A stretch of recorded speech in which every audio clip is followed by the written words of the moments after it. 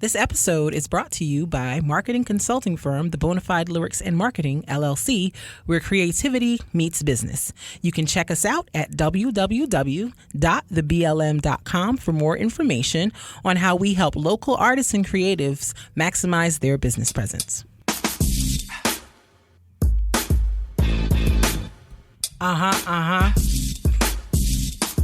Yeah, boy. Yeah. It's the All Love, No Fear podcast. Hey. It's the All Love, No Fear podcast. Hey. Check us out. It's the All Love, Oh, No Fear podcast. All Love, Oh, No Fear podcast. Hey. Welcome to the All Love, No Fear podcast, season 5, episode 3. We are back. Ha. We are back. Hey. We are back with an exclusive. An exclusive? As opposed to... I don't know. I feel like we're exclusive. You can say that. That's fine. I was like exclusive compared to what specifically? So, shout out to everybody. Yeah, shout out to all y'all. This is All Love, No Fear podcast, season 5, episode 3, with your host KB and my wonderful, handsome, fine co-host. We gotta simmer it down. Why? Mark Metapoetic Bennett. Why do I have to simmer it down? Is somebody else supposed to be saying you fine? Why is that the? I'm just asking response? questions. I'm like, as your wife of going on 8 years, why can't I say that? I didn't say you couldn't say it.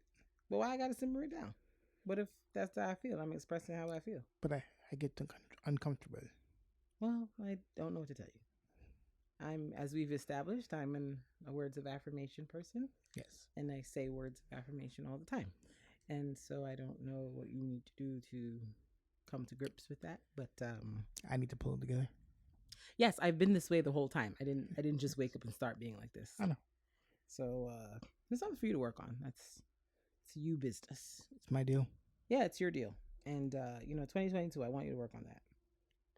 In the name of Jesus. In the name of Jesus. All right. So how are you doing? I can't sing the song. Why are you hating? So how was your trip? How was your trip on your cruise? Yes, I was outside, y'all. I was on a cruise. Me and my girl Fatu. Shouts to Fatu. Shouts to the February born kids. She's a Pisces, but I mean, I guess she cool or whatever. But yes, we went on our first cruise on Carnival Cruise Lines. We went to it was a 5-day cruise, and we stopped in Ocho Rios, Jamaica, and Nassau, Bahamas. We did the Dunn's River Falls. Super cute, great time. Would recommend that to anybody. If you're physically able, you should definitely do it. It's so much fun. The water is quite cold, but it's mad fun. Do not go to Bamboo Beach if that's a part of any package they try to offer you, because they played us. I picked this excursion specifically of the falls, the island tour, and the beach, because I wanted to go to a Jamaican beach, because all these other islanders be talking about they beaches be popping or whatever, and I'm like, I'm from Barbados, y'all beaches is trash, y'all don't have nothing that's gonna wow me. I've seen the things that are gonna wow me. This ain't it. So I was like, all right, cool, let me go see what this Jamaican beach is giving. Plot twist, it did not give. In Jamaica's defense, I do not believe that this is the best offering of beaches that they could provide. And this beach that they took us to on this excursion, we did the Dunn's River Falls. We left up out of there. We were like, all right, bet. What's the next thing? We did a little island tour. We saw, Marcus Garvey statue and a school named after him. We shimmy. I'm like, me driving past Mad Bush, like mad trees, mad greenery, very lush, very beautiful, but also not giving like. Explain bush to the Americans, please. When I say bush, I mean just foliage, greenery, like just long swaths of just trees and grass and whatever, plants, I don't know. So just a lot of greenery, very much heavy shrubbery. And so we're driving along the street, and I'm like, if you at the right angle, if you're going up or down a hill, if you can kind of look over the bush and see water. So I'm like, okay, that's cool. There's water over there. But like a lot of the spaces weren't necessarily like populated with houses or anything like that. So I'm like, we're driving. I'm like, where is this beach? The next thing I know, the little tour bus that we're on takes a turn down what I exaggerate. I kid y'all not, a dirt road. And we go down this winding dirt road, and I'm like, this is how I'm going to die in Jamaica? Like this? Wow. It's the disrespect of it all for me. So eventually the van comes to a stop, and we're at this beach. And I knew from the minute we turned down the road, this beach was about to be, it was about to be some BS. I know it. Because never in the history of all the beaches I've ever been to in my life have we ever turned off of the paved asphalt down a dirt/clay road between two walls of bush to get to the beach. I have never in the history of my life ever. So I was like, all right, let's see. We get out, and it looks very like, como se dice, abandoned. Like I was like, where the people at? Because in my head, I'm thinking they're taking us to a beach that's like populated with people. Like I'm gonna see like other tourists, like some locals possibly. This was like, I don't know. Like it looked like the other people that were there were from another like tour group, but they were like on the way, like getting ready to leave to go, I guess, go back to whatever the boat or their other part of the tour when we got there. So it was just real strange. Two things. I wanted to ask you. I think they did that. Like I said, it's the American door, so they don't want them with the locals because they think that locals are dangerous. I mean, they might be.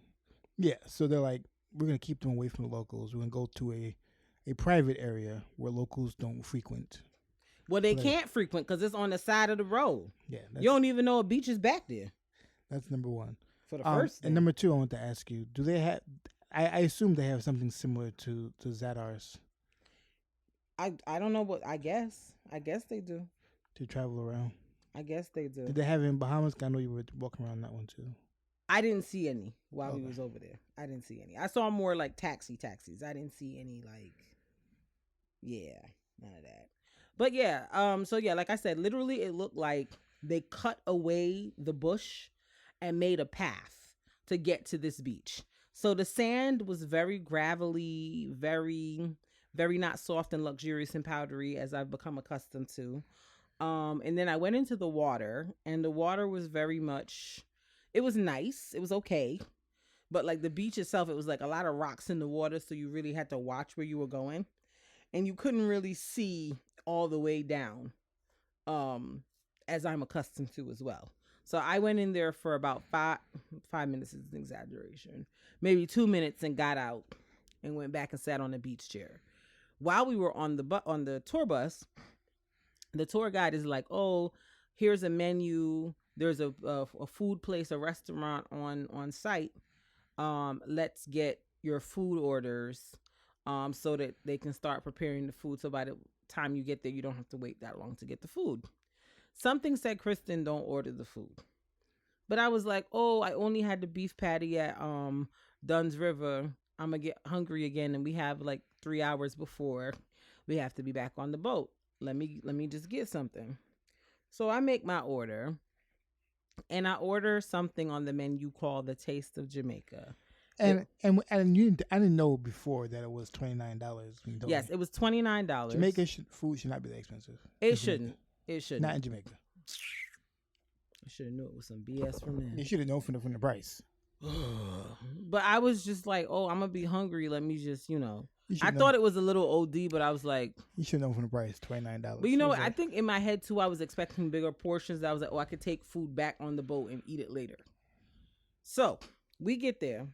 First of all, the lady said there was a restaurant or a food place or something. I'm expecting some type of little, shack type structure with a thing. It was literally a table on the sand with tablecloths and silver chafing trays. I said, huh?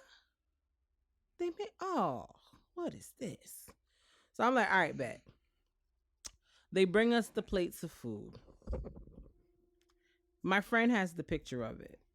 I might post that picture as the podcast image for this week. Like the only reason why, I guess, like I said, the reason they stay in business because they're official for that probably tour. Yeah. So they use that place all the time. So like that's why they keep staying in business. They need to not, because there's no other reason why they would stay in business if their food is terrible. Let me say something to you. So what I got was the taste of Jamaica. That's what me and Fatu got. The taste of Jamaica. What the taste of Jamaica was supposed to be was pumpkin rice, jerk chicken, escovitch fish, plantain, callaloo, coleslaw, festival.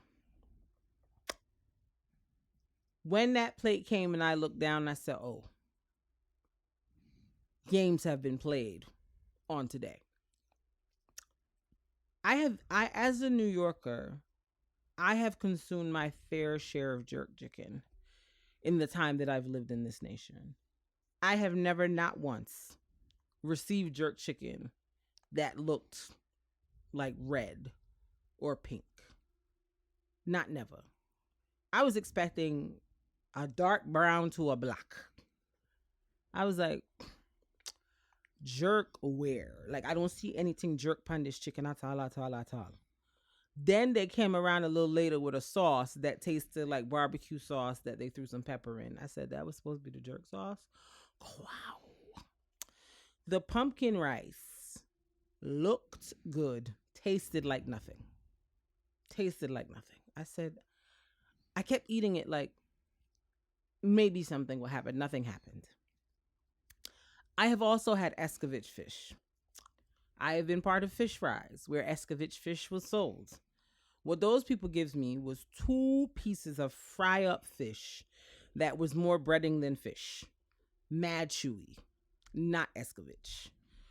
The plantain, they only put 2 pieces on the thing. Fatu thing only had 1 piece. She had to ask for more. I was like, for 30, y'all got some nerve to put 1 piece of plantain on somebody's thing. The festival was alright. They treat you like you Americans. But it wasn't fresh. The best thing on the plate, I ain't even gonna hold you, was the coleslaw. Yeah, they treat you like tourists, and that's how Barbados treat me. So it was the audacity for me. How Barbados treat you? How? The only reason that they give you one price, and then when you come around, they give you a different price. Well, I mean, they treat you like. I ain't never said we don't be scamming. I ain't never said that. So there be some scams. But like it was like, oh, they're not Jamaican. About to get all these tourists. I was mad. I'm gonna be mad at that for a long time. That food was not worth no $29, and it certainly never again. The trip was going good till we got to that beach. I could have left that part out. Yeah, I think I did not like that. I think you have to go to Jamaica with somebody who lives there. I'm like, that's hot garbage. If I go to Ocho Rios again, I'll do something else, but I'm not doing that. Yeah, you have to go with someone who lives there, who knows how to get around. Child, that day was big trash. And knows where to go. And then they got us back late to the boat, so we had to run and get on. Child, it was a mess. I said, you know what? I should have just, you know what I should have done? I should have done the Dolphin Cove and the falls and called it a day.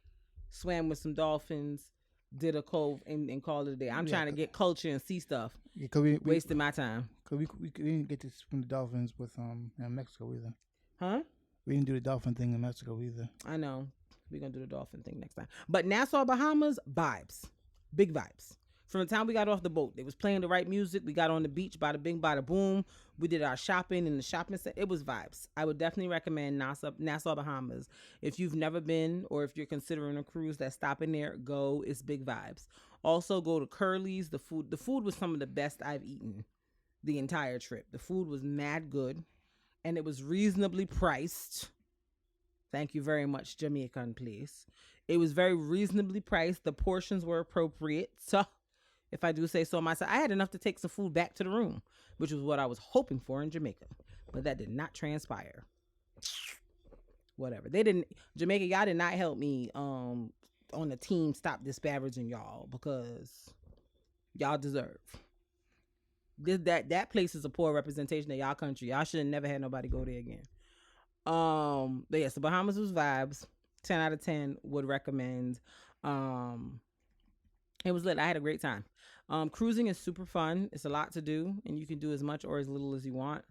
And yeah, I would definitely suggest that. I want to do another one. I feel like cruises are like tattoos. Once you do one, you like, oh yeah, I'm definitely trying to do another one. Speaking of which, I am definitely trying to do another one. I am. I gotta figure out when I'm gonna go, but I am definitely trying to do another one. Cause it's vibes. All right, We should move on now. Yes, but let's move on. I'll post pictures of my stories this week of the trip, so people can kind of see what had happened if they're interested. But yeah, let us move on to our love it or lose it. Hey, love it or lose it. Hey, love it or lose it. Hey, love it or lose it. Hey, hey, hey, hey. Hey, hey, hey, hey. Hey, hey, hey, hey. Hey, hey, hey, hey. Hey, hey, hey. Hey, Hey. Love it or lose it. Hey, y'all, what's up? Is a section where we have one person who has 4 choices. Quattro. And we have to choose one to lose, throw away, never want to see again, and one to love, hold on to, and never let go. And the choices now are ways of transportation that are manual. Okay. Outside of walking and running. Okay. What does that sound? Okay. So the 4 choices are cycling or on a bike. Scooter. Skateboard. Or skates or rollerblades. So you said it's bicycle, cycling, Scooter. Skateboard. Or longboard. There are different ones. Or roller skates, rollerblading. Oh, okay. Cool. So it's going to be the skateboard for me. You can lose it? Absolutely. Got to get rid of that. That looks like a death trap. There's no anything to hold on to. It's just a piece of wood with some wheels attached to it. And I just got to hope that I hit the corners right. Otherwise, I may not survive. They look fun. I love watching people do skateboard tricks and shimmying around and doing whatever they've got going on with the skateboard. But yeah, I ain't no way I'm ever get on a skateboard and use that as a means of travel. I mean, I see how it could be much more convenient than a few of the others because, you can just get off, tuck it under your shoulder, and go wherever you need to go. Yeah, I feel like it's the easiest way of transporting. Yeah, yourself. And it's I don't know how much skateboards cost, but I can't imagine that it's like expensive, super cost prohibitive to where like it's not accessible to just about everyone. I'm a clumsy person sometimes. So I just imagine a skateboard going very badly for me as a travel. I don't see it going well. I'm either going to harm myself or others in the process of being on the skateboard. So I'm a respectfully decline that one. But shouts to the kids that do it though. I can't throw away skateboarding only for the fact that like I feel as if everybody in my age range played like Tony Hawk on games and is like mentally feels as if they would do it. Like I'm not against learning how to do that, but I feel like I would need like an intensive course. And once I take the course, I'll be good. But like I'm not just jumping on. I'm past my just falling and get back up and going again. I'm past the age of doing that. Okay. If I fall, I might break something. I won't be hurting for the rest of the week because I try to skateboard. Yeah. I'll have to take a course, but I'm not against it. So my loser would probably be skating, honestly. Roller skating. Well, let me think.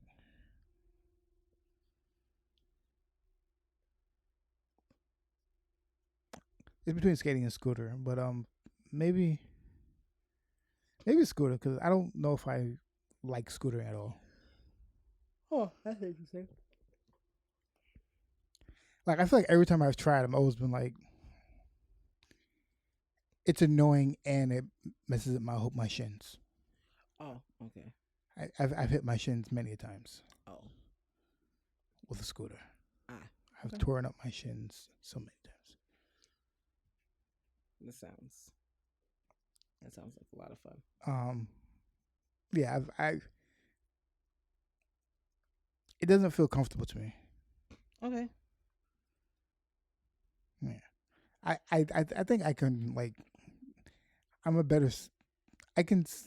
I haven't skated in a long time. Like I've off and on days with skating. Okay. Rollerblading specifically. Okay. Like I've been to roller rinks before. Oh, okay. I have an off and on day. Like I've went to roller rinks a few times with different people. Okay. So like I haven't skated in a long time, so I might be trash now. Fair. Fair, because I was like, I roller skated too in the past, but that was also like 20 years ago, so I don't know how really. I might fall right now. It might not go down the way it's supposed to go down. Might not go the way I wanted to. But yeah, maybe scooter. Scooter's not fun for me. It doesn't even seem fun to me. No. All right, what's your love it? I would probably say I haven't rollerbladed in a very long time, so, and I can't ride a bike, so there's that. What? It's the truth. But you can learn. I can learn. I feel as if that's one of the easier things. No, I can learn. Yes, I'm just saying I don't know how.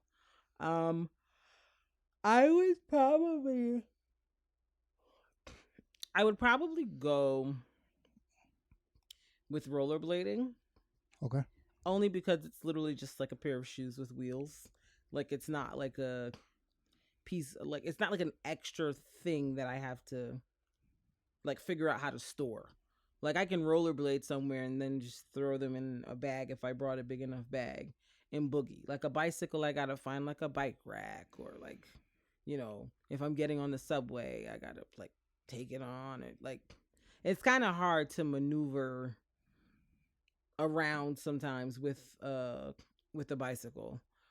It can get you places and it's great exercise, but trying to find a bike rack and trying to organize yourself around a bicycle can be a little bit challenging. A scooter, I'm just like, I don't know, like it has its perks, but like rollerblades, I feel like I can just put those on, skate to my heart's content wherever it's just me. I don't have to worry about another extension of my body, so to speak, getting me where I have to go. And then, like I said, once I get wherever I'm going, I can just take them off, throw them in a backpack or whatever, and just have on my regular shoes for whatever activity I'm at, and then I can go. And I also feel like it's a good form of exercise too, to skate around from place to place. You can skate as slow or as fast as you want. Like, it's vibes. You don't have to follow traffic signs on a rollerblade situation like you kind of got to do to a certain degree with like bicycles and stuff like that. So yeah, I think rollerblades is my love it. Yeah, I think my love it's gonna be bike. It's gonna be cycling. I think my limit to cycling all the time has always been not having a bike on tap. Like if my office was closer, I would cycle to my office. Okay. Yeah, that's a long cycle. It's not close enough to do that now. No, not at all. No, not at all. Like it would take more time to do that. Than... Yeah, you didn't just drive in your car.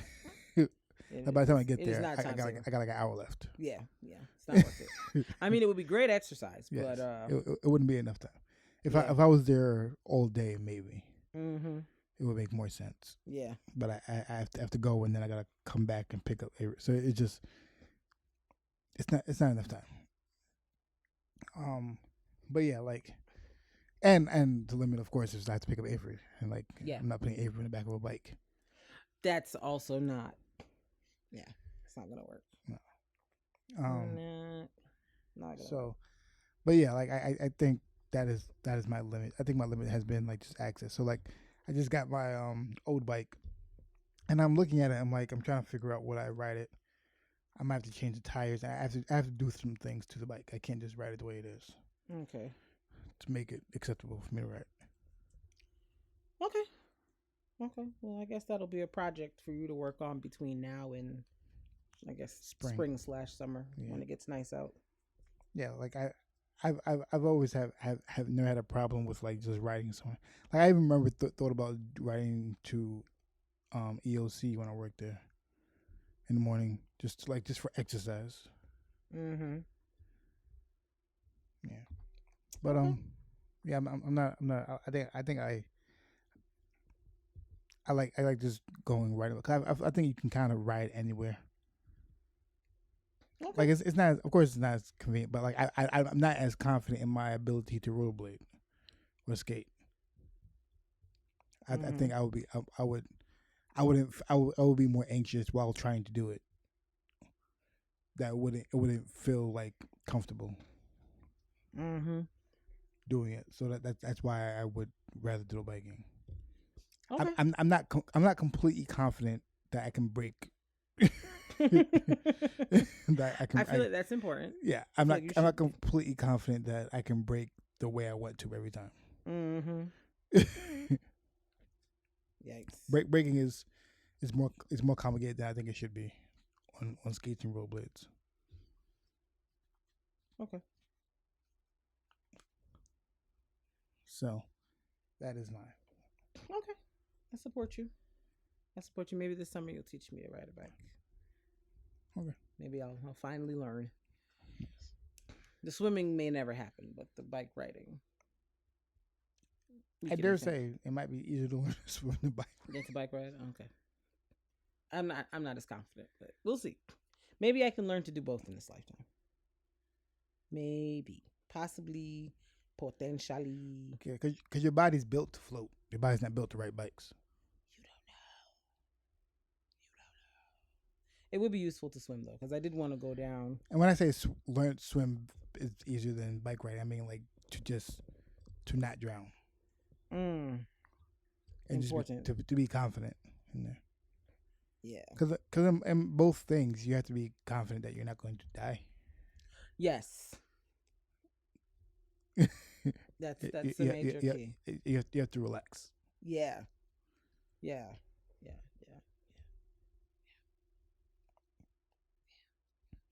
We'll see what happens. We'll see. Because like riding a bike, it's not hard. You just have to like go.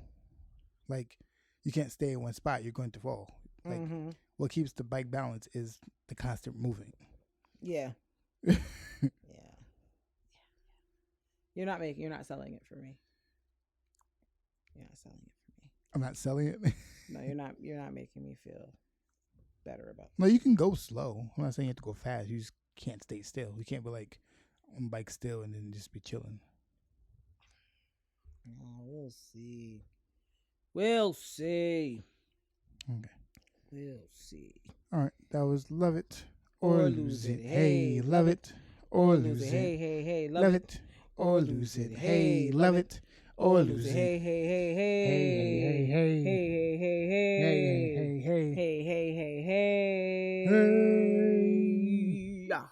Hey, you got bringing the energy up. I feel like our energy is real. Well, it is late at night. Okay, that we're recording this. I know, recording this quite late. But the people hearing it, they don't care, and I get it. Y'all don't have to care. They're like, they're just here for the content. Right, I get it. I understand. I just want y'all to know that we are recording this late at night. We should absolutely be asleep. Okay, we should absolutely be in the bed, but we are not, because we're here to give you the content. So let's get into what we want to talk about today. Word. So Mark and I were having a conversation in the car like a couple weeks ago. And we were talking about, just like interactions we've had with friends and with people over the years, and, just how we like deal with people and view situations with people that we're friends with, or we're considering friends, or considering making friends. And Mark made a comment about me and how I kind of approach things and how I deal with stuff. And he said that I live by a code. And I was like, you're right about that. So we wanted to talk about, like friend code, I guess, because there's girl code, there's guy code, but I'm like, there's also It's friend code and even associate code. It's yeah, like the way you deal with them. Like right, friend is the loose term, but just like what to someone you would associate yourself with. yes, yes. So I guess I'll go ahead and explain what like my code, quote unquote, is. So for me, full disclosure, even though I have siblings, I was raised very much like an only child. So I'm very, very comfortable with being by myself. And being by myself a lot has made me very guarded, I guess, about who I allow into the inner sanctum of like myself, and I allow them to see the fullness of me. There's not a lot of people in that circle. And it's not because I think I'm some kind of celebrity or super important person, or it's none of that. It's literally just something about the way I am that has always been that way that makes me very, very protective of my space.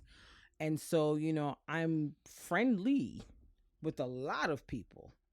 I've hung out with a lot of people. I've shared certain things with a lot of people, but very few people are like legit friends to me, to the point where like they know like my whole life story. They know like my insecurities, the things I struggle with. Very few people are privy to that information. And again, it's not because I feel like I'm someone super special and I'm, exclusive or whatever. Like, it's not that. It's just, it takes me a long time to open up and share that kind of stuff with people. And, in all fairness, some people don't have time to wait around for somebody like me that will take years probably to get there. So I understand, and I'm okay with that. But for me in general, when it comes to interactions with people, whether it be friends, associates, whatever the case is, I always try to approach those relationships with a certain amount of care and mutual respect, that regardless of whether we're like tight friends or whether we're like acquaintances, associates, whatever it is, there's an establishment of we're going to conduct ourselves with each other in a certain way that's like respectful of beliefs, thoughts, whatever the case is. And I'll be the first to say I've definitely said things and done things that have been offensive to people.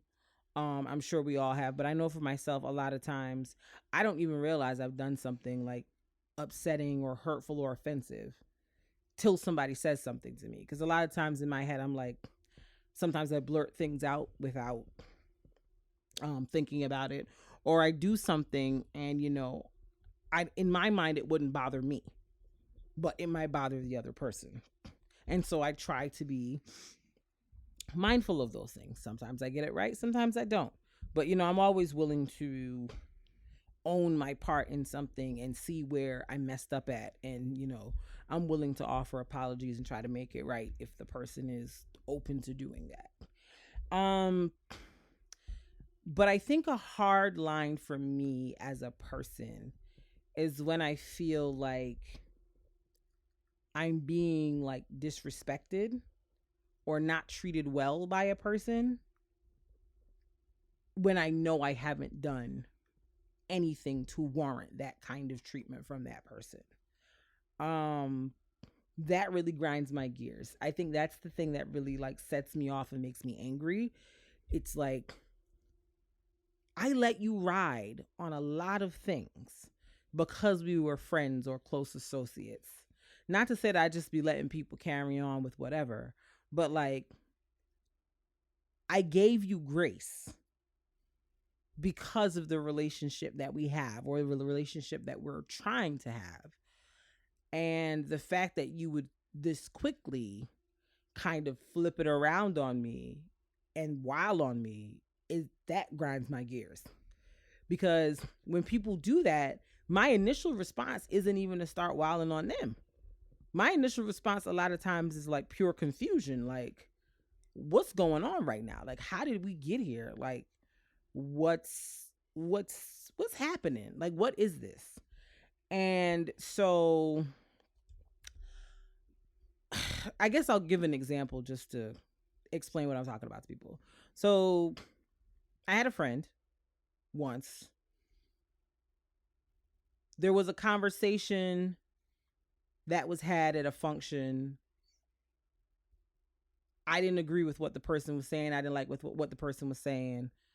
I kind of, in my own way, still very politely, because we were in a group of people, said, hey, I think you need to chill. I don't really like that. I don't like the way you talking. I don't like how you conducting yourself right now. Chill. And the situation, that conversation ended in that moment. And I really had no intentions of ever bringing it up again. Like, I was just like, I just know that I need to move with this person in a particular kind of way because they don't know how to chill in functions. So I just know I got to curate my experience with this person going forward. The person then reached out to me like maybe a week or two later and brought up the situation that happened at the function. And it turned into a full-blown argument where very wild things were said on the part of the individual that was wilding. And I was just kind of like, what's happening right now? Because for me, I had no intention of ever bringing the conversation up again. Like, I just was like, all right, so, because this wasn't the first time the person had done something like this either. This was the most egregious time, but it wasn't the first time they had done something like that. But in previous times, I had kind of spoken to them, but I let them rock because I'm like, but we still cool. We still have a friendly relationship. I'm not trying to like, engage in like a conflicting situation. But this last time I was just kind of like, okay, so you just don't know how to act. I just know not to invite you to functions no more because I don't know what you're going to give. And I was never going to bring it up to the person. I had no intention of talking about it anymore because I'm one of those people where I'm like, I watch how people behave. And if you behave a certain way repeatedly, this is who you are. It's now on me to make a decision on how I'm going to govern myself based on how you behave. And so it was just kind of like, okay, so I know I'm going to just have to limit the interactions or whatever it is with you because you behave this way.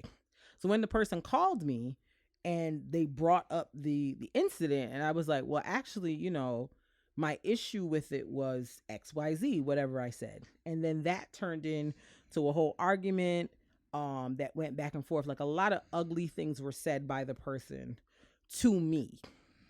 And to be honest, I felt like even if the statements were made in a moment of frustration on their part, they were very cutting and they were very like mean-spirited. And it didn't feel to me like even in the midst of this argument, the person felt any kind of positive feelings towards me. Like, I took it like, yo, you've always felt this way about me. You've always thought this about me. You just never said it. And now that you're mad enough with me, you're telling me how you really feel. And so when stuff like that happens, you can consider yourself all but dead as far as I'm concerned. I'm good. Like, I'm never going to speak to you again because, and some may call that harsh. Some may call it unforgiving. But I'm like, I've never spoken to anybody, even people I've been like pissed to the highest level of pissivity and had every right to feel that way with. I've never conducted myself with anybody in that way. Like, I've never told anybody stuff about like their personality or how I thought they were trash or how I felt like they thought too high. I've never done that to anybody. I've never attacked a person's character. Even when I was upset with them. If I've ever been in an argument with somebody, I attacked what they did. I attacked how they made me feel with what they did. But I never said anything about them to the point of where it was like I felt like there was something disgusting or repulsive about them as a person. And so I find that I don't know what it is, but when I get into like situations with people sometimes, like they be going for the absolute jugular with me, and they say things about me as a person like, oh, well, that's why this and that's why that. Like, I remember I got in a fight with, not a fight, a fight is dramatic, an argument with my roommate in college. She was the one wilding. I just wanted to ask her what was up. And it turned into a whole argument. She was like, well, that's why you're homeless, and that's why this, and that's why that. And she just started going for the juggling. I was just like, why do people feel the need to do that with me? Like, I wonder what that's about, because I don't do that to nobody. And as many things as I could say, I don't say, because I'm like, what does that have to do with what we talking about right now? So for me, my friend code is, we can have honest conversations. We can have critiques. We can have whatever. We can speak our piece. But when it starts getting down the line of like you being disrespectful and you trying to say I'm this and I'm that, and you trying to talk crazy about me as a person and say stuff that's hurtful to me and unfounded a lot of the times, you all but dead to me. Like, I'm never gonna talk to you again. Like, on God. Like, because I can't trust you. Like, if you say something to me like, oh, well, that's why nobody likes you, because you talk too much, you think too much of yourself, blah blah blah blah, you will never hear a word from me again, like, in your life. Never. I will see you in public and act like I've never met you before. I will never speak to you. And I'm dead serious about that. And I know sometimes that may sound jarring. Sometimes people may think that's dramatic, but like, I have a line. Like, I've never ever fixed my mouth to tell somebody, that's why nobody likes you. That's why this, that's why that. I've never fixed my mouth to say anything like that to anybody. So like, the fact that even in arguments with people, even in disagreements, I'm still trying to be like respectful, but get my point across and explain what my problem is on my side. And it's the jump to the disrespect, and this is why your eyes cocked. Nobody's ever said that to me, but I'm just using it as an example. Like, when we start jumping to that type of like knockdown, drag out, cutting stuff, I'm done. I don't want to talk to you no more, because it's clear to me that you're more focused on winning the argument than trying to be, or trying to get your point across and remain friends with me. And that's cool. We don't have to be friends. I'll just stop being friends, because I can't trust you now. Because if we get into an argument the next time, what you going to say next time? I'm not going to give you a next time to talk crazy, because if you do it again, I'm going to pop you on God. So I'm giving you that one time, and then I'm never speaking to you again.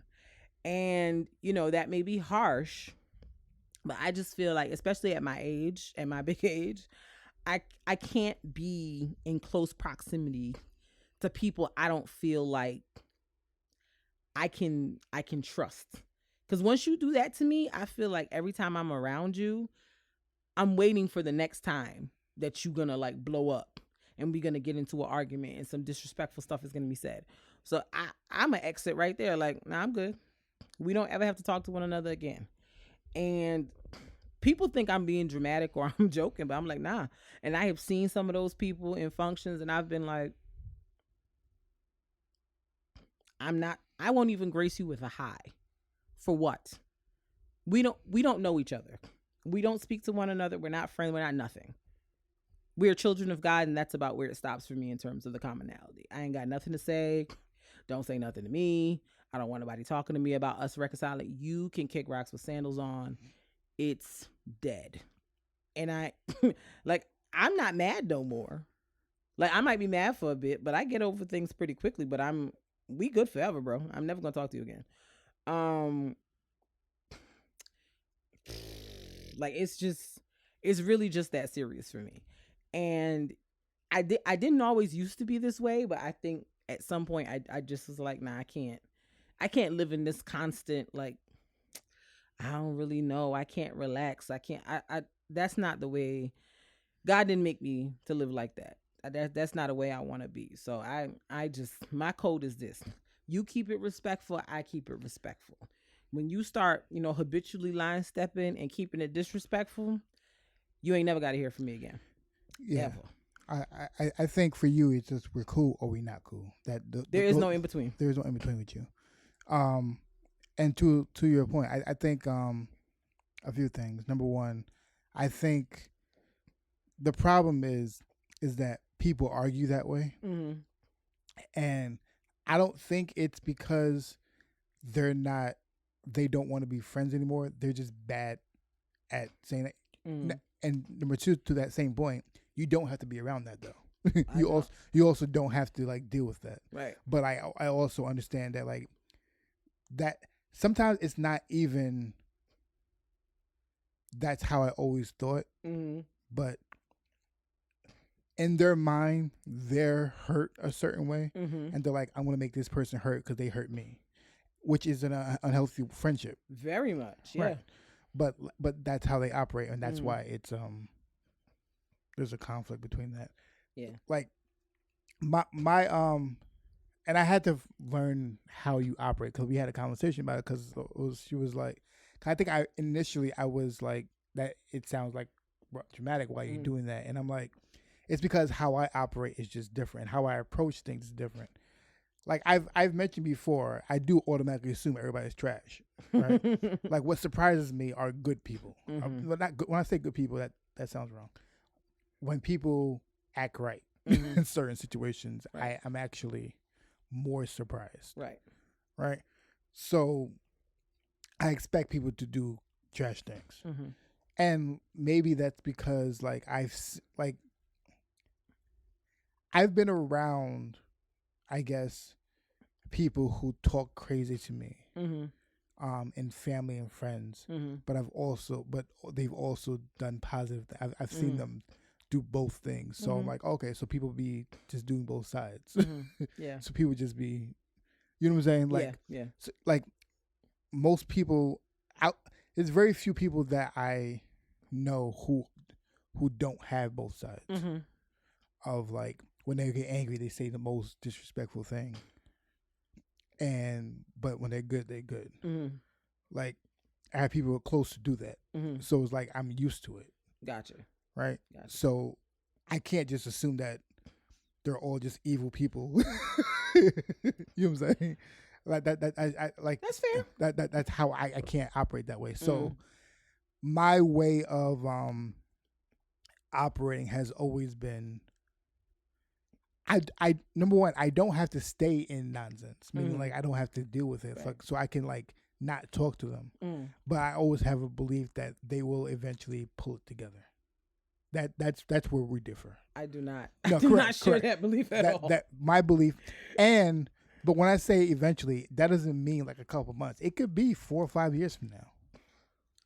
That's also fair. It could be 4 or 5. It could be 10 years. And they might. And I wish 4 or 5. It even be 10 years. The best. Correct. So like I can be like 4 or 5, 10. I'm like, okay. At some point they'll pull it together. I hope and like, but I don't know what happened. No, I was just looking at the books over there. And it could be a couple reasons why I feel that way. Like that might be like my own vanity of like I know I'm right. You'll understand I'm right. Like it might be that. But but I'm always like they'll pull it together at some point. There's always room for redemption, right? That's number one. Number two, and this is I think we had this conflict was like, and regardless of who the person is, even if they really hurt me, if they're in a bind, I'm not saying I'm not going to like be there financially and pay for something, but like I will talk to them to talk them through it. Like I like that is like I will do that because I'm like that's how me personally how my faith is set up. My faith is set up like even in their bind, I have to like I'll talk to them to see what they're going through, and like I'll talk it out and go from there. But that has nothing to do with how we are as friends. Meaning like as we can't be friends anymore, Mm-hmm. right? Like meaning like we're not going to interact, we're not going to hang out, we're not going to do anything. Right. But if you need to have a conversation because you're going through something, we can do that. And the concern is where this is where our conflict is if it's a person that we both have an issue with. If I'm doing that and you're not, it seems like I'm not on your side. Right. Right. So it comes off as if I'm just like disregarding your feelings. You're trying to be friends with everybody.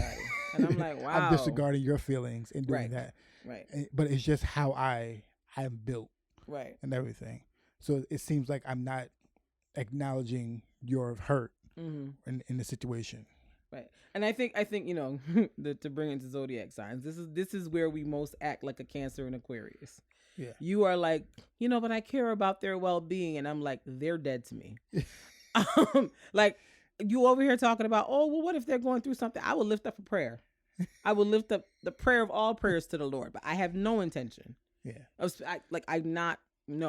Like it's like when I get to that, like it's just a hard stop for me. Like I'm literally like, nah, I think this is hard stop. This is one of the few things where it shows that we're two different sides. Yeah, we're because most other times it doesn't really count, but this is where it is. Like I just be like cold hearted, like nah, I'm good, ice in my veins. Might be like, but what if they're sick? And what about it? We can pray. What I got to talk to them for? I'm not. Como se dice? What? For what? And I've told you the reason, and this is the reason why I have that issue because I have a physical and emotional reaction to death. Mm-hmm. Right. Mm-hmm. I like it. It bothers me greatly because like it's such a hard line. Yeah. And it would bother me so much if like someone's going through something. Mm-hmm. And something happens like suicide or something, and like I wasn't there because of me, it would bother me that much because it was that hard line, and that bothers me. And with the person that we're talking about, like I feel like they were going through certain things, mental issues. I'm like, yo, if something happens, I would feel crazy. I would feel crazy, and it would bother me that much. Like it would really affect me. Gotcha. And most just and it's so like that's because like like certain things really do affect me when it comes down to like I think death is where my cancer traits come out is that I think everything else I am cool. I'm not like other cancers. Death is kind of it bothers me because it's such a hard because of my issue of people have time to for redemption, right? Mm-hmm. So like people, I feel like people are trash. They have time for redemption. Mm-hmm. The hard line of death means they can't redeem anymore. Yeah, it's over. It just was what it was. So like it's a hard line of they can't, the things that they could do or would do they can't do anymore, and it bothers me. Like because like a lot of time because like. Do you like see like the potential of what people can do? I do. Yeah. I do. And I think the potential of what people can do is what drives me to be the way I am. Because it's like you don't have to be this. No, people are trash though. But you choose this. Yeah. And when I'm trying to tell you this ain't it, you buckling down on being like that. Oh nah. God bless. No. Go with God. And even how we approach that is differently. Because, like, I know, like, people choose that and do that. But in my mind, people will eventually figure it out. Sometimes people figure it out on their deathbed. Sometimes they do. Yeah. And I wish it and pray it for them. Yeah. People sometimes, but I feel like with time, experience, and things, people will eventually be like, oh, this is like, they don't have to tell me that. Right. Oh, right. You were right. But, like, they'll eventually figure it out. Yeah. Yeah. So, like, that's what I'm trying to say. Like, I feel like people eventually figure it out. So, like, if something happens before they figure it out or they get depressed because they haven't, like, that bothers me. Okay. That's I understand that. And I guess for me, you're a protector of self. Yes. You're like you do, and I realized that a lot throughout the years and how you operate. You do a lot to protect yourself, to protect self, and it's not selfish. Yeah. You're just like, and and I think I can connect it to certain things you've been through, but you're kind of like, you have to protect self first before you do anything else. Yeah. So like a lot of things you do, you operate like, all right, let me just make sure self is fine, right, and then we can figure out everything else. I have to be able to stand on stable ground before I can figure everything else out. Yeah. If I feel like this is not stable, I can't be a part of this. I can't walk on this. Whatever this is, can't do. This is not stable to me. I can't do it. Because I do a lot of like thinking. Because again, I was raised like an only child. Spend a lot of time by myself. So I can sit and be in my mind for hours. And if I at any point feel like unstable or unsafe in a relationship, I'll start sitting down and replaying like every moment of that thing. Because we've had small arguments about small things before about that. So like it's just certain things. Yeah. Might just like if it seems unstable, it bothers you a lot because like you're like you so like you which is funny because I feel like you retreat like a crab, a hermit crab. when that happens, you do retreat like a hermit crab. That's why it's funny to me. Because like I see, I'm like, oh, you retreat like a crab. So you retreat like a hermit crab a lot. Like I'm going. What, like you be like, nah, let me just.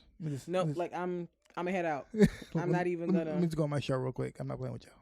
I don't have any time. Whatever it is, y'all can miss me with it. Like, be blessed.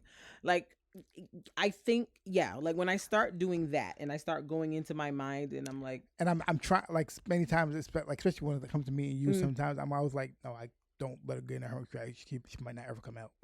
She might never come out. Listen, I like being in there. It's cute. I know, but like, it's very cute. Like, I can literally visually see walls come up with you. Oh, really? I can literally visually see like, oh, there's a wall here. Like I can tell by your reaction to certain things. Like certain things I've seen will come up once in a while. I see like, okay, this is gradually coming better. Like there's certain situations that's happened. And I'm like, oh, okay, this like I can tell by your response to certain things and how you react to certain things. I see how when you make jokes about certain things, I see the truth in those things. Right. There's been conversations that like we've had with friends, and I've seen your response. I'm like, okay, she's still got this balls. Okay, I see what's happening. Listen. So like, I can see it. Like it's even if you don't tell me, I can feel it. So like, I feel when you do it, 'cause like you retreat. You're very strong at bigger retreating. Because my mantra is play with your mammy, not me. Yeah. Like I'm not.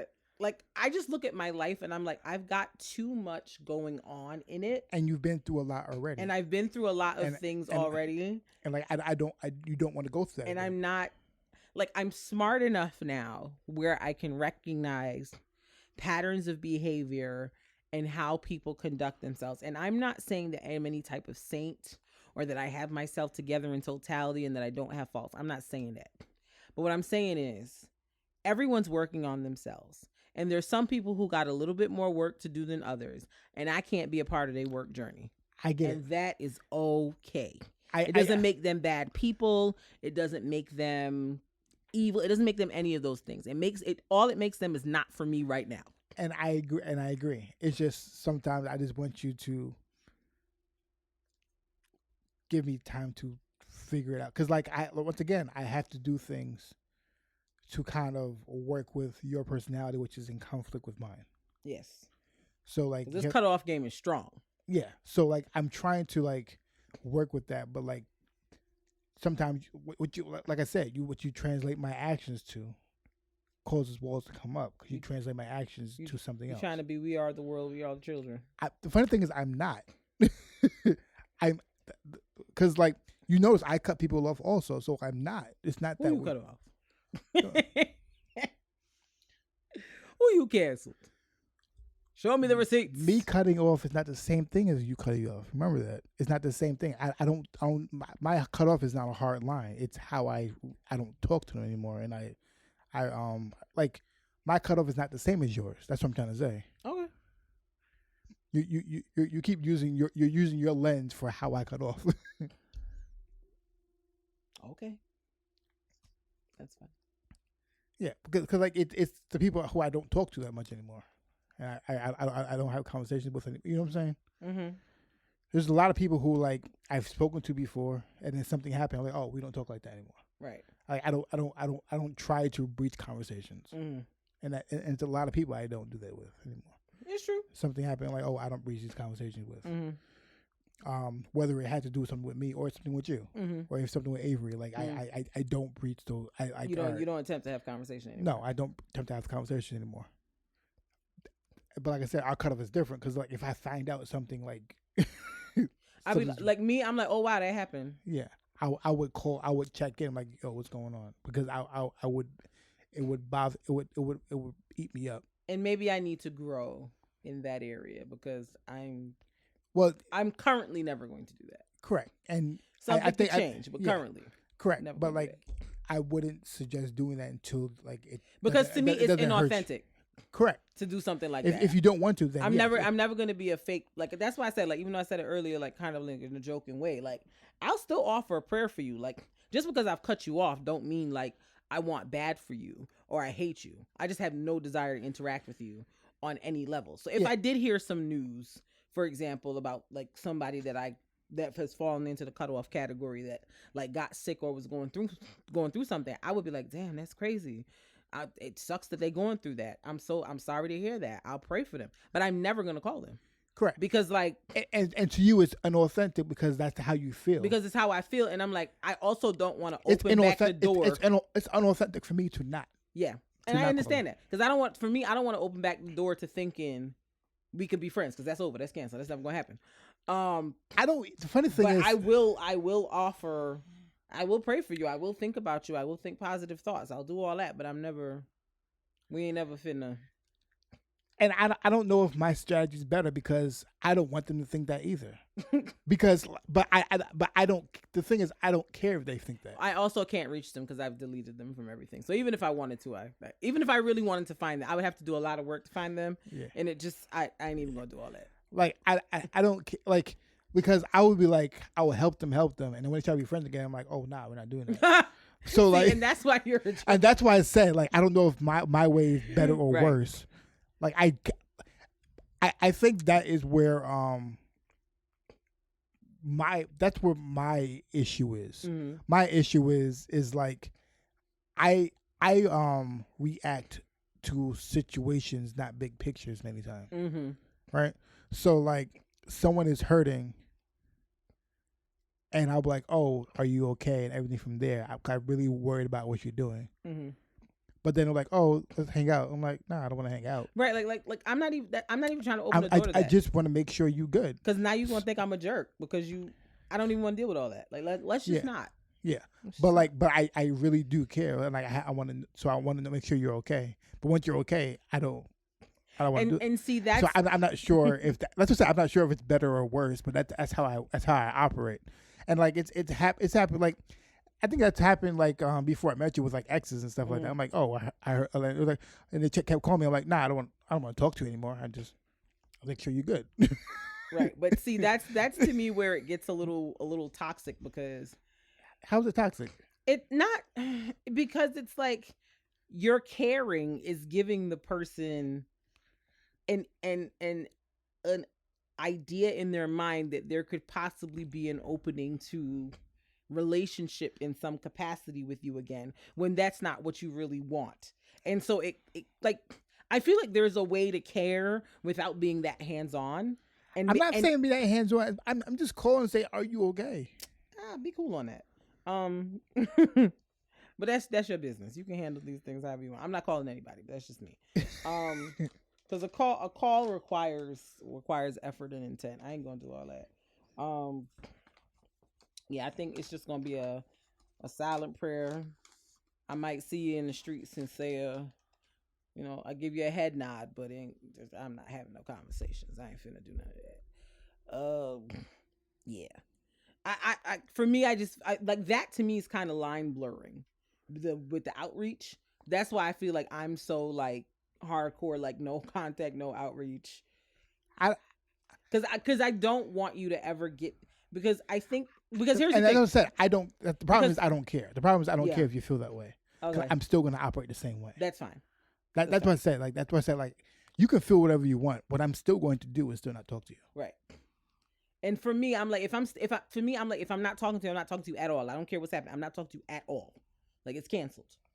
If I open the door to start to reach out to you to check on you, it's because I'm interested in continuing to talk to you or having some type of fleeting kind of relationship with you. If I've cut you off completely, no contact, I'm not talking to you about anything for anything ever. Yeah. Like, the door is closed. And I also operate. I have rules for each person too. Okay.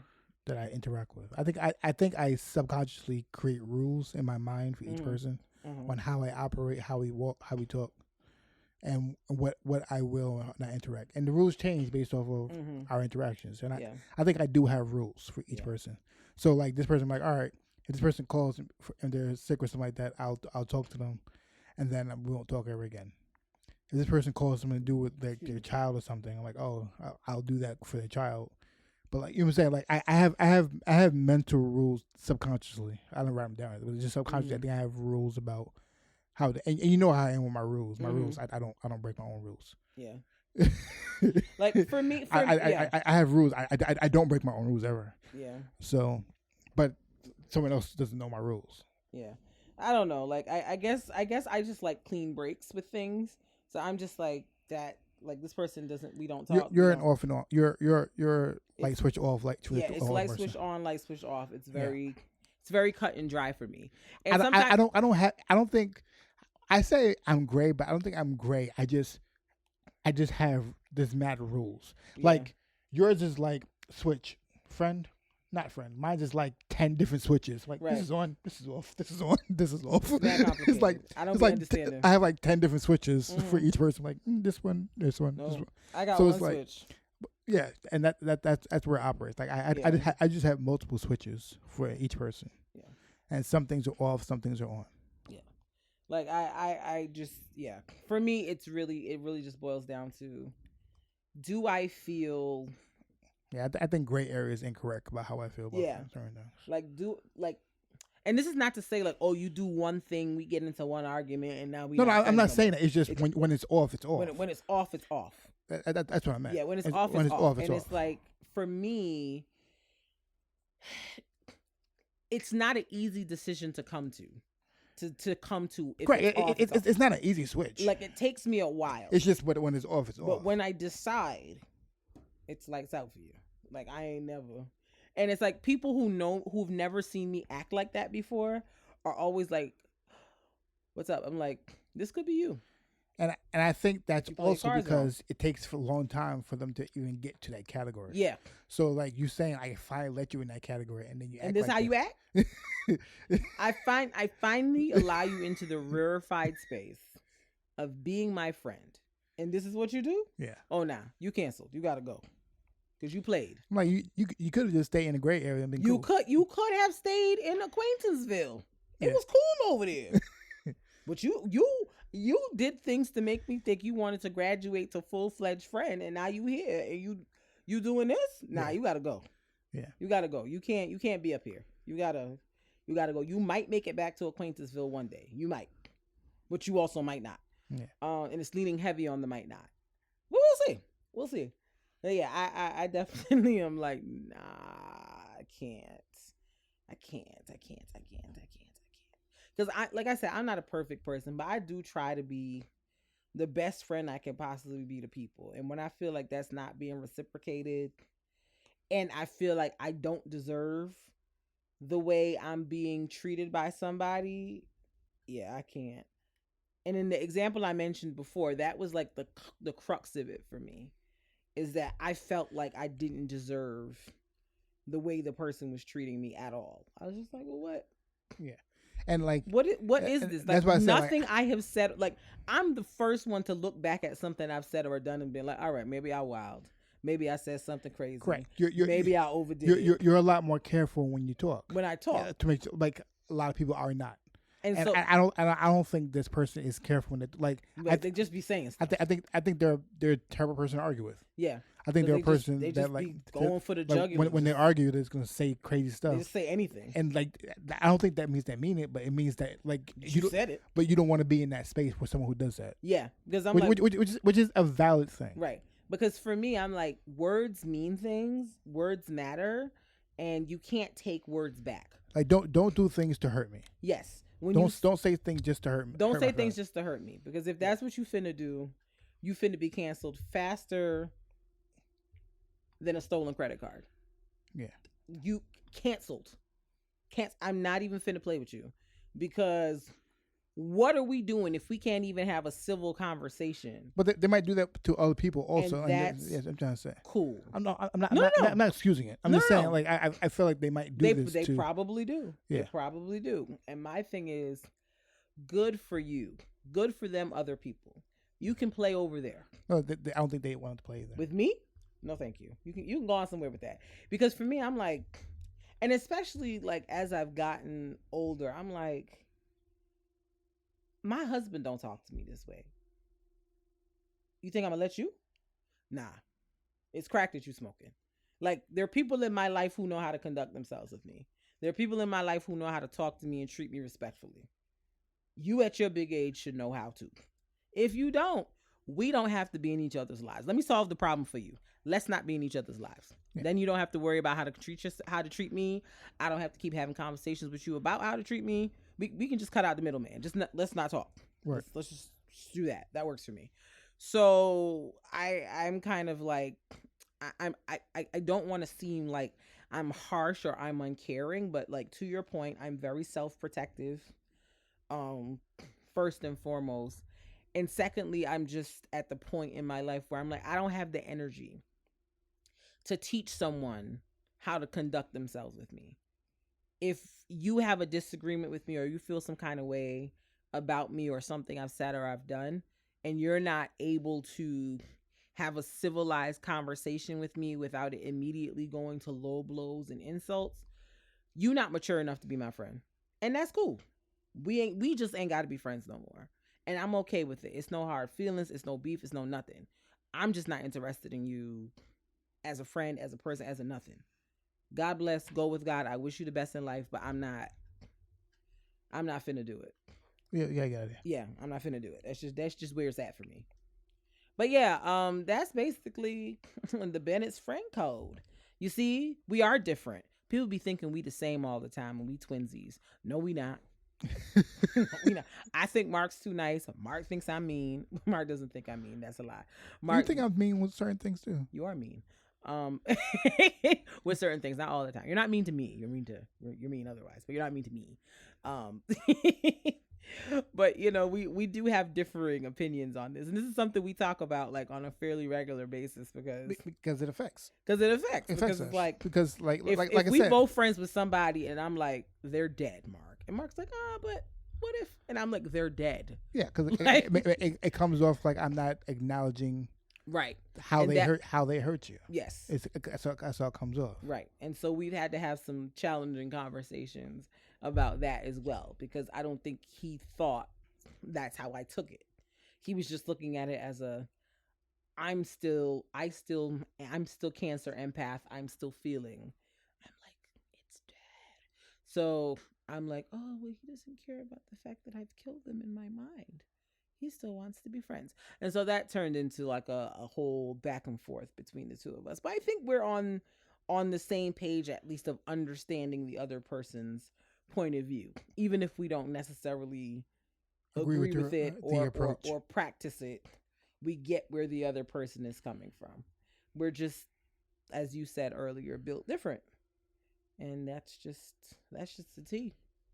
So yeah, I'd love to hear what other people's like friend code is. Like, have you ever thought about it? Have you ever defined it? Like, what is it for you? Like, are you more on my team of cancel?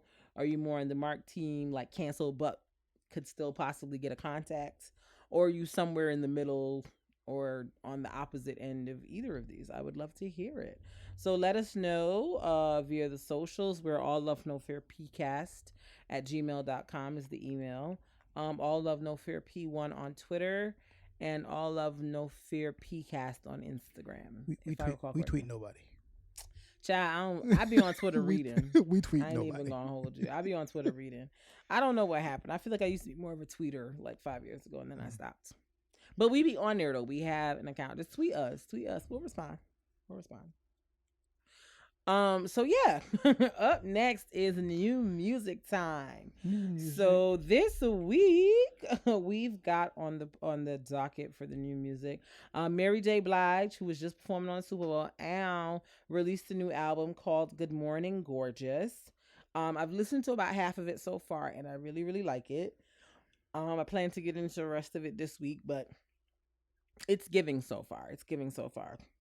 Jasmine Sullivan released Hotels Motels, which is an extension of the Hotels album that she put out last year. So she's got some more stories on there. She's got a story from Issa Rae, and she's got some more songs. It's very cute. The Issa Rae story is hilarious, but it's Issa Rae. What are we expecting? Snoop Dogg also put out an album, BODR, called Back on Death Row.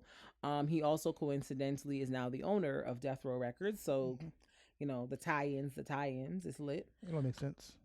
He was also at the Super Bowl, which we're going to talk about in a little bit. Jay Holiday, if you remember him, I'ma put you to bed. That guy, he put out an album called Time. I want to get into it because I always thought he had a nice voice. I just don't know what happened. Like, he put out, like, I think 2 albums and then kind of faded away, and I don't really remember the story. And finally, Juicy J and Wiz Khalifa put out an album, Stoner's Night. I want to listen to that specifically because I never thought Juicy J and Wiz Khalifa is 2 people that even knew each other, much less would do an album together. So I am going to listen to that out of pure fascination, if nothing else, to see. And I don't even think Juicy J and Wiz Khalifa make the same kind of music. Like, they both rappers, but it's different. But I'm gonna listen because I wanna know. I wanna know where it's going. Word. Anything else you see that was interesting? That I care about? No. And then there was some singles that came out. Her and Saweetie had one. Lord, what was it called? I'm gonna look right now and tell y'all. Fabio, Kanye West, who we gonna get to in a second. They put a single out. Nicki Minaj and Lil Baby. Yeah, Nicki Minaj and Lil Baby. Do We Have a Problem? And Bussin'. And who? Bussin'. That's what it's called. Okay, by who? Nicki Minaj and Lil Baby. I ain't hear that one. I only heard the No More. The Do We Have a Problem? Yeah, the one with Kanye and Fabio and Alicia Keys is called City of Gods. Yeah, and the Closer was the one with Saweetie and her. Uncle Elroy by Aaron Ray, Fabulous and Stilo, that also came out. I heard a clipping of that. That was fire. It's got a couple singles out here that's outside in the streets playing. But yeah, that was it for our new music segment. Get on your streaming platforms and get into the music, huh? What was that song with that we listened to before with Busta Rhymes, Snoop Dogg, Anderson .Paak? I don't even know. I don't know whose song it was. I don't know what album it was on. I don't know where it is. I don't even know how we found it. To completely I don't know, but it looked. It popped up. I just know that Anderson .Paak is getting his whole life. No, Anderson .Paak is living the dream right now. Y'all put some respect on Anderson name. It's called ETA. Okay, cool deal. It's off the. Dr. Dre's new album was coming out. I think it's coming out soon. That is what it was. Called the Grand Theft Auto. Okay. And it's called ETA, and it's with Dr. Dre, Snoop Dogg, Busta Rhymes, and Anderson .Paak. Okay, gotcha. Sorry if y'all hear a lot of noise in the background. It's me trying to clear my nose. I don't have the Rona, but I think the temperature changes from tropical to snow in New York is messing me up. Apparently, there's like additional vocals by BJ the Chicago Gig and Marsha Ambrosius. Okay, but come on, additional vocals. Get your money, y'all. Get your money. So what else is going on in the world? This week in random, y'all. So let me just start off. In random. Her Excellency, the Right Honorable Robin Rihanna Fenty, is with child. She broke the internet, started off Black History with a belly pic. Her and young ASAP Rocky in the streets of Harlem, walking around, giving very much belly in the winter. The prince or princess of Barbados soon come, because I don't think she's revealed the gender. But since Robin has revealed that pregnancy, that belly's been outside. Every outfit, Robin got her belly out, like, hey, get into me. And we are. No one will ever say that she wore a fake belly. Ahem. What? Because her belly outside. We see it. The people see it. The people know. We just waiting on the birth. That's all we trying to do. We waiting on the birth. Is it a boy? Is it? You didn't like that? Other necessary shot. It was very necessary. It was not necessary. Oh, it was absolutely necessary. Because sis had a beehive could come if they want. We saw the belly fold. She seen it. We seen it. The interviewer seen it.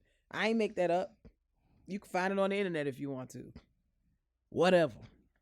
But shouts to Robin and ASAP. The funny part about how people are relaying this story about Robin and ASAP is funny to me. They really are acting like ASAP is some bum she met off the street. They're like billionaire musician and makeup icon Rihanna and random Negro ASAP Rocky. I'm like, can y'all stop acting like that man is not a rapper? That man has a career. Don't do that. Don't do that. Y'all really acting like she just picked him up off the side of the road on a bridge and was like, hey, let's have a baby. Like, don't do that. He might not be active now or popping now, but ASAP Rocky has made songs. Like, stop. Don't play. Don't play like that. Not he has made songs. He has made songs. I know, but like, you should do better with big him up than saying he has made songs. Man, I have made songs, Kristen. Okay, me too. And what about it? I have made songs. Like that's he has had a presence as an artist. He's made albums, he's done tours, he's been at festivals. He's a legitimate artist. That's the point I'm trying to make. He's a legitimate artist. Not he has made songs. Right. He's a legitimate artist. Like the way these people trying to promote him or trying to play him like he not nobody is rude. And then the people arguing like, oh, well, she could have done better. Who? Let me ask y'all realistically. Who is in Rihanna's wheelhouse of people she could possibly have dated? Who? There are very few men that Rihanna is not richer than in the music industry. Diddy broke next to her. Diddy poor next to her. What are we talking about? Who could she have dated? Who was her options? Drake broke it in her. That's a fact. Argue with your mammy. And Drake fumbled. I know he's sick right now. Him and Chris sick. But you know what? They did it to themselves. I don't care. Well, Drake is probably more sick than Chris. Chris knew for a long time it wasn't happening. Yeah, Chris knows it's over, but it could have been him and he fumbled. And I also support Rocky simply because he's half Asian, so whatever. Y'all to be all right. Shouts to them though. Can't wait to see what this beautiful baby is going to be, what they're going to name him or her. Can't wait. OMG. So we're recording this on Super Bowl night. So yeah, hopefully we're not spoiling nothing for nobody. The game was cool. Los Angeles won. Shouts to them. The halftime show. It was vibes. It was definitely for the grown folks, and it was definitely for the black folks. It was very, very black. Very, very, very, very, very black. You know, as we all knew, it was Dr. Dre, Eminem, Mary J, and what a boy named there, Kendrick Lamar, and of course Dr. Dre. Am I missing somebody? And Snoop. The surprise guest was 50 Cent, so he popped out and did a little "You Could Find Me in the Club." 50 Cent, no shade. I say this with all of the respect in the world. AKA shade. Hey, 50 Cent look a little stuffed into that signature tank top of his. That was a long time ago also. When he did it, he was younger then. That was like 20 years ago. Yeah. Almost. He looked a little stuffed. He was giving me a little bit stuffed. Yeah, he's a lot older. Yes. So and he sounded very out of breath. Like it was very clear when everybody performed. 50 Cent ain't performed in a while. I would say, when's the last time you saw him in a performance? Yeah, like it was very clear. When's the last time? Like the way his voice sounded, the way his breath sounded, I said, oh, he ain't been outside. When's the last time you see him like perform somewhere? Yeah, he ain't performed in a minute. And you could tell he didn't do bad. It was just, you could tell he ain't performed in a minute, and this was a lot for him. at his big age. And I think that song requires a lot of breath control. Yeah, and I'm like, his lungs ain't because ain't it's a lot. You can find me. It's a lot of like Yeah. it's a lot. Takes a lot of extra yeah. stuff. It's a lot of growl and a lot of extra stuff in it. You can tell it. It's not regular rapping. It takes effort. Yeah, you could tell it was a bit of a challenge for him. And it's from being out of practice. When the last time you seen 50 Cent like on a tour, like doing like shows? Like 50 Cent don't rap no more. 50 Cent make shows. Yeah. He do power, all the powers. He got stuff going on. He don't rap no more. So but the whites like him, so yeah, I mean it was cool. It was a nice surprise. I didn't expect to see him. Dre did what he did. So I guess it makes sense because he was the one person. He was the one person what? Like out of that, I guess if you have Dre, Eminem, it makes sense for 50 Cent to be there. Sure. I didn't expect it, but it was a cute. It makes sense. Was a cute pop up. It makes sense. Why? Because when Eminem came out, that was the big thing. Was Eminem signed 50 Cent? That was like a big thing. Yeah, you're right. At the time, like, I forgot about that. That was a big thing. I forgot about that. So like, and it was like that. It was like train down. Dr. Dre signed Eminem. Eminem signed. Yes, you're right. That was a big thing. Yes, you're right. You're right. Eminem came out and did a great job. He did the rap song that the white people go up for. Yes. What's the song called? Lose Yourself. Lose Yourself. And of course they went up. And then apparently he kneeled at the end of the song. I thought he was catching his breath or that it was part of the performance. The internet told me that apparently he was kneeling in protest of the NFL's alleged racist ways and, everything that went down with Colin Kaepernick. And they were saying apparently Eminem was specifically told not to kneel. And Eminem said... Have you met Eminem? Eminem said, y'all think I need this? Eminem has not cared about what you all think for years. Eminem got an Oscar. Eminem has money for days. He was like, listen, he only came because it was Dre. Yeah. That is the only reason. Nobody else could have gotten him. He don't like none of that stuff. He don't like none of that. He only came because it was Dre. He don't care. So I said, oh, okay. He just said, I'm a kneel and y'all gonna be mad and that's gonna be the end of it. And so I saw something on Twitter because, the internet is quick. They were like, the white people shielding their kids after seeing Eminem kneeling, the white racists. I said, well, y'all will be all right. Y'all will be all right. I also appreciate that Eminem really comes to performances in his regular clothes, like the clothes he go to the Target in. I appreciate that. He don't make no effort to get dressed up to come to a show. Like, I've seen Eminem perform at the Oscars. I saw him perform at this, and I saw him perform some ways as a couple of years ago, and I'm just like, he don't even make no effort to seem like he coming to a performance. He literally come straight from the Target to the performance arena. But God bless. Love it for him. Snoop gave us what Snoop gives, like just cool, great breath control. Was given all type of crip walks. Loved his suit. Very California. Loved it for him. Kendrick, I loved his performance too. It was very energetic. And Kendrick's breath control, to be young, but it's great. It's excellent. Like I love the creativity of his performances. So Kendrick was great. I wish he would have gave us a humble, but I understand there's only so much time you got here at this little thing. You got to move it along. Now, the Queen, Mary J. Blige. Like I told y'all a few weeks ago, if Mary don't do nothing, she gonna look like money.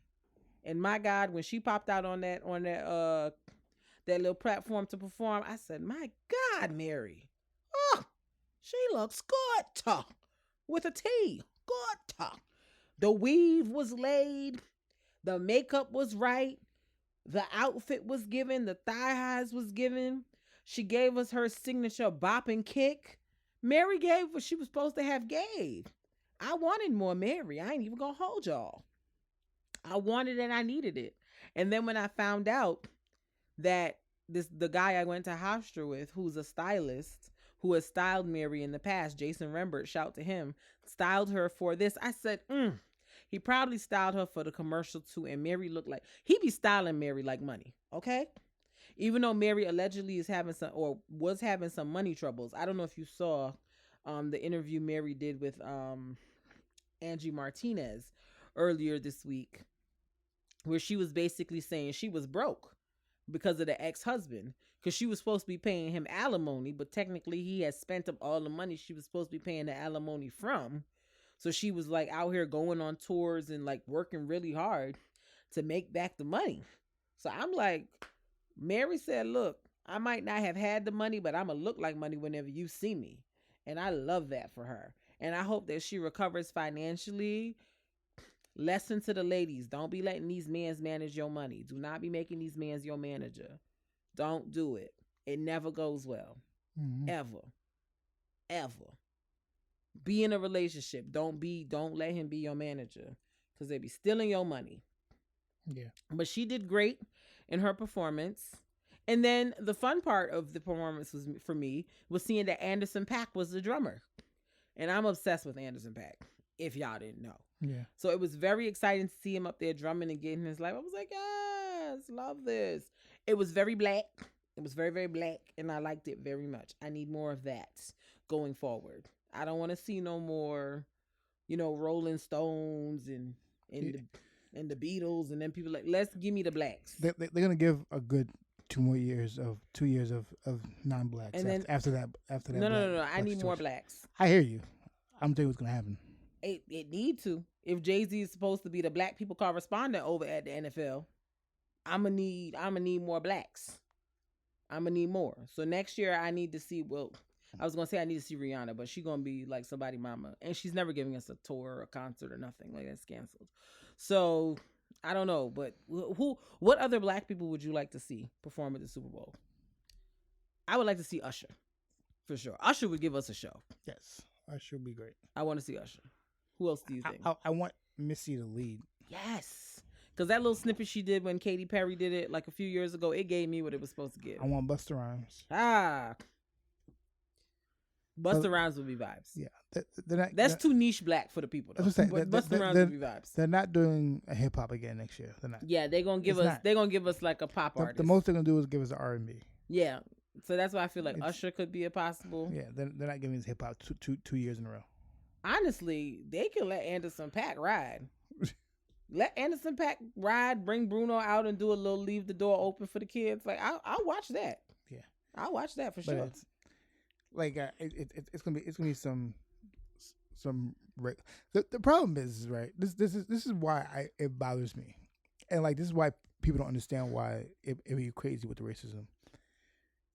When it's a black artist, you get Janet Jackson, Beyonce, Prince, Bruno Mars, Dr. Dre, or everything like that. White people, regular white act. Like we be when they ask the best of the best for us, they just be asking the regulars to come. Like the top tier black artists every time. White artists like, don't you want to come to the Super Bowl? You can come to the Super Bowl. Like they be having like Kenny Chesney. I'm like, girl, what? It be the most basic. I'm like, who y'all finna play with? I'm not finna watch no Kenny Chesney. No shade to Kenny, but I'm not finna do that. Yeah, absolutely not. You get the top of the top of the black Yeah, talent. I'm like, what we doing? Because I think the only white people I ever watched like with any level of intensity was Coldplay, because I bang with Coldplay. Yeah. And I think Coldplay even got Beyonce out there to come and do something. Yeah, that's what I'm saying. Like it's because they knew they wasn't gonna carry with just me looking at them. That's what I said. Like I feel like we give them the best of the best every time. Yeah. And the white people just be pulling up random bands that haven't really been active in like the last 5 years. Like, here, remember them? I'm like, at this point, they finna have NSYNC or Backstreet Boys. Like the way they playing around. No, it's gonna be some basic. Although I would watch an NSYNC or Backstreet Boys, which is fine. I'll watch it. But it's gonna be some basic white act. Like, nah, don't do that. Next year they better come with some other black people. It might not be rappers, but I need them to come with some other black people. It's not gonna be black people. Whatever. Speaking, go ahead. It would be nice to do like an international act, but they're not gonna do that because it's NFL. It's American. No, they did J-Lo and Shakira one time. Yes, but Shakira is the international one. They're American. No, Shakira's not. They're American famous, I would say. Okay. I mean, no, I don't know what. It has to be someone. You know who they should bring? WizKid. That would be a great idea. The blacks would tune into that or Correct. Burna Boy. We in there. We watching. Yes. Oh my God. You know what they would? You know what would be vibes? But I know they would never do it. Beanie Man and Bounty Killer versus Part 2. Bum bitty bitty bum bum bitty bitty. I would lose my mind. Yes. But I know they're not going to do it. Like it was like, honestly, even for that versus, it was a great versus.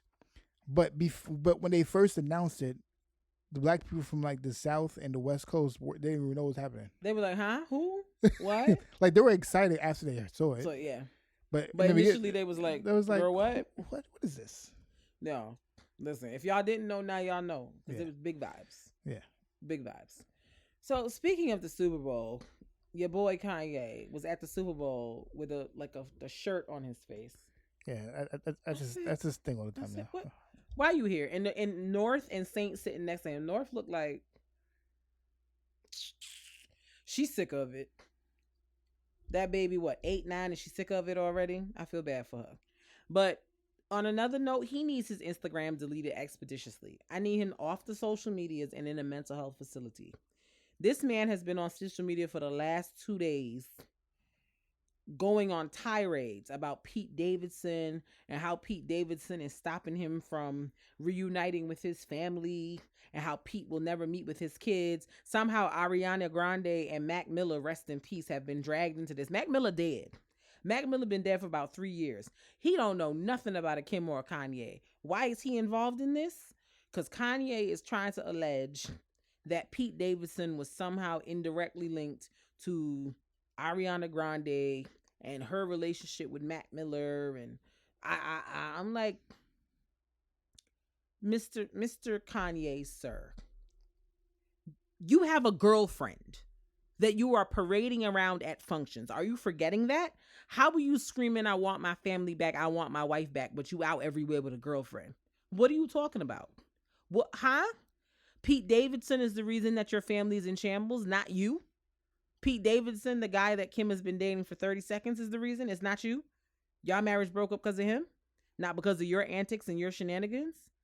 Okay, cool beans. You're mad because Kim has moved on. She's not giving you any energy. She's not responding to you on social media. She's not responding to you in the public. And you're having a freaking meltdown over it.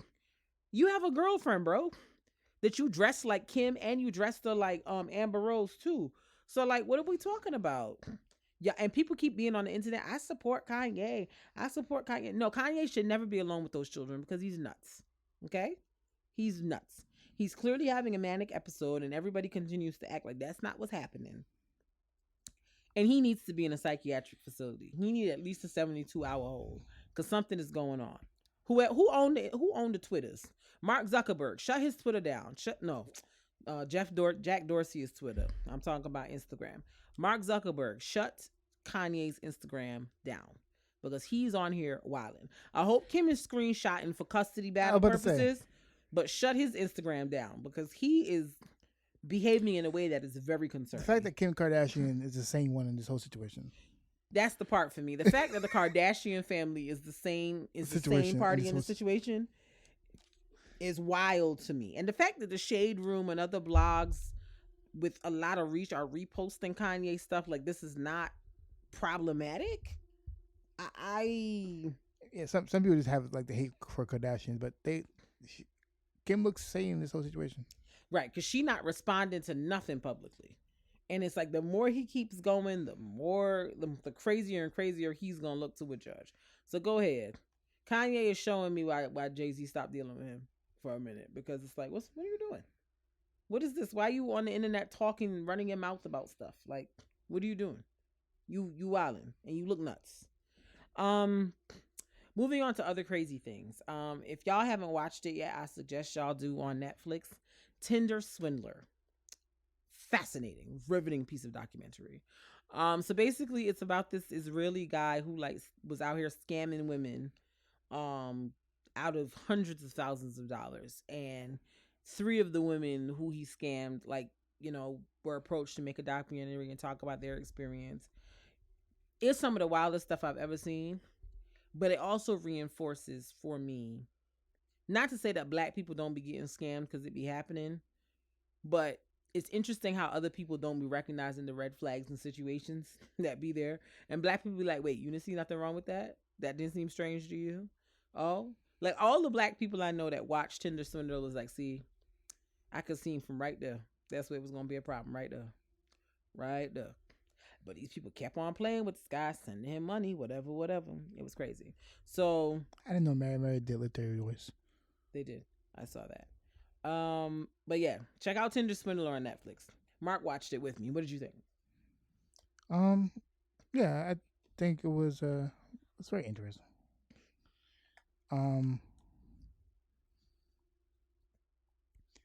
Yeah, I think that like people just people wanted like the glitz and glam, and like people have this belief of this is how relationships should be, and like if they're looking for it, like oh this is, there's just a lot of red flags that they just didn't.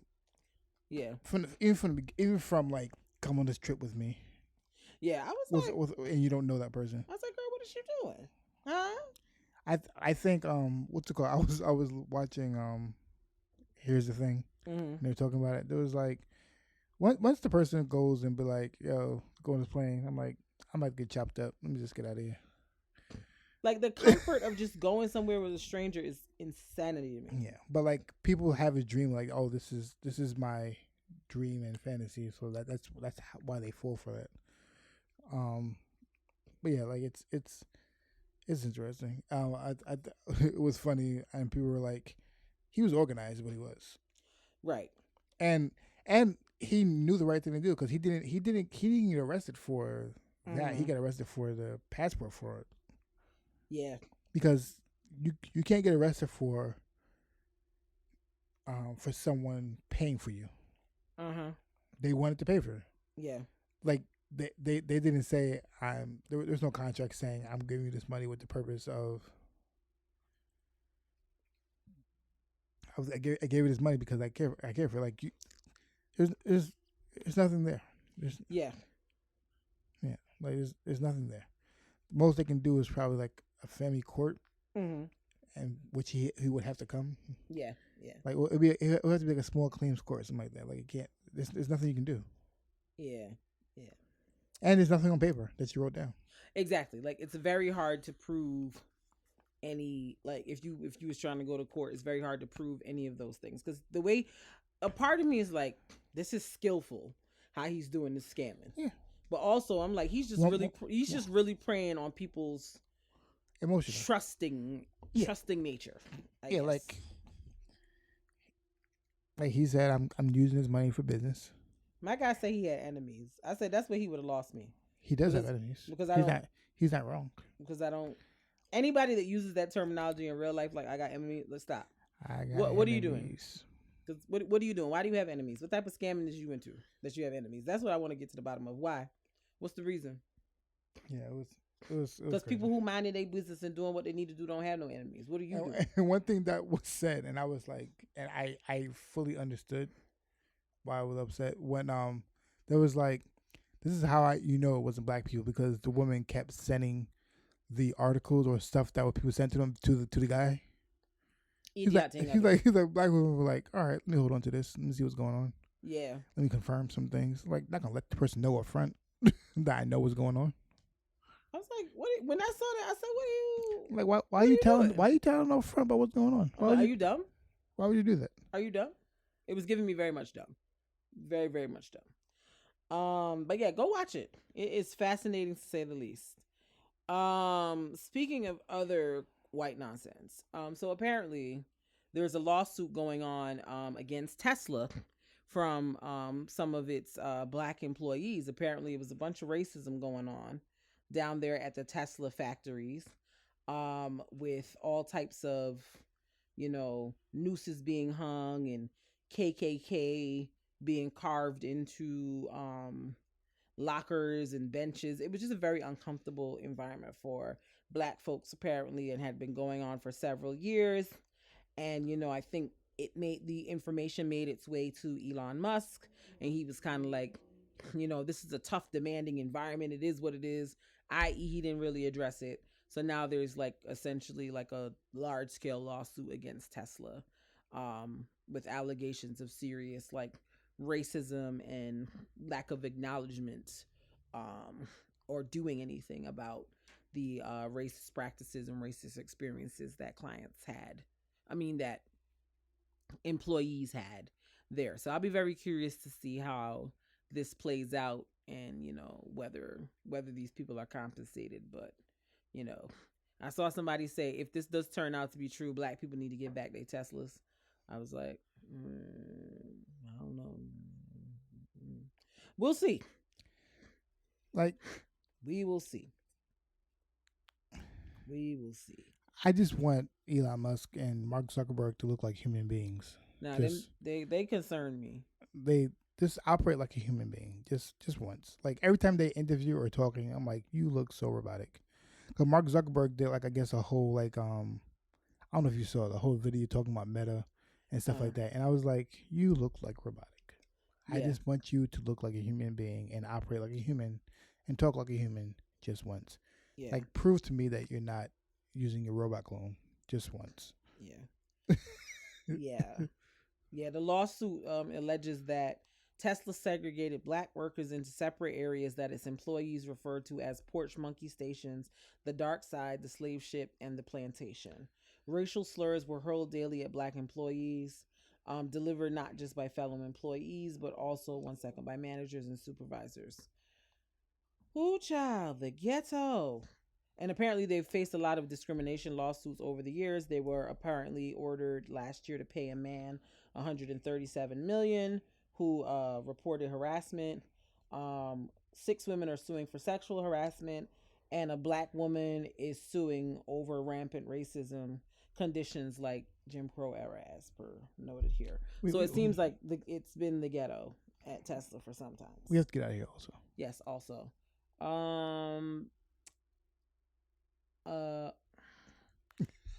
Moving on. So for those of you who live in New York State, I'm sure you've heard by now, New York State, they let the mask mandate expire for businesses. So technically you're not required to wear a mask indoors at like supermarkets and businesses of that nature, but I guess individual businesses can decide whether they want to keep requiring people to wear masks. They do still have the vaccination proofs in place to eat indoors at restaurants and gyms, but technically there's no requirement to wear a mask indoors. There is still a mask mandate in place for schools, but the governor seems to be watching and seeing what the COVID rates look like, and is interested in moving towards removing the mask mandate from schools as well. New Jersey has already done that. So we'll see how things shake out with this. But as for me and my house, we're gonna wear our masks because I'm not confident that a lot of y'all know how to act in general. So I'm gonna keep my joint on just in case. We'll see. But for the moment, I'm gonna keep my joint on. Be blessed, y'all. And that was it for us for this week in random. So we're gonna leave you with our weekly affirmation. This week's affirmation, I screenshotted it from Ebony Magazine, a post they made a couple weeks ago. I don't know where it came from originally. I tried to go back and find it, but I couldn't. So we'll just give Ebony Magazine the credit for the moment. So the weekly affirmation is: my mind is brilliant. My body is healthy. My spirit is tranquil. I create my own path and walk it with joy.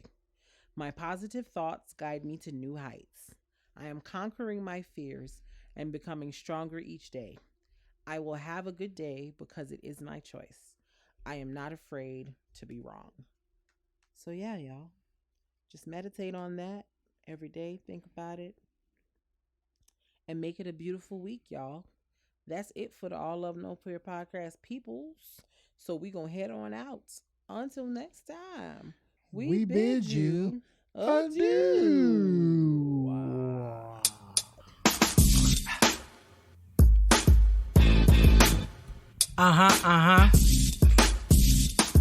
Yeah, boy. Yeah. It's the All Love, No Fear podcast. Hey. It's the All Love, No Fear podcast. Hey. Check us out. It's the All Love.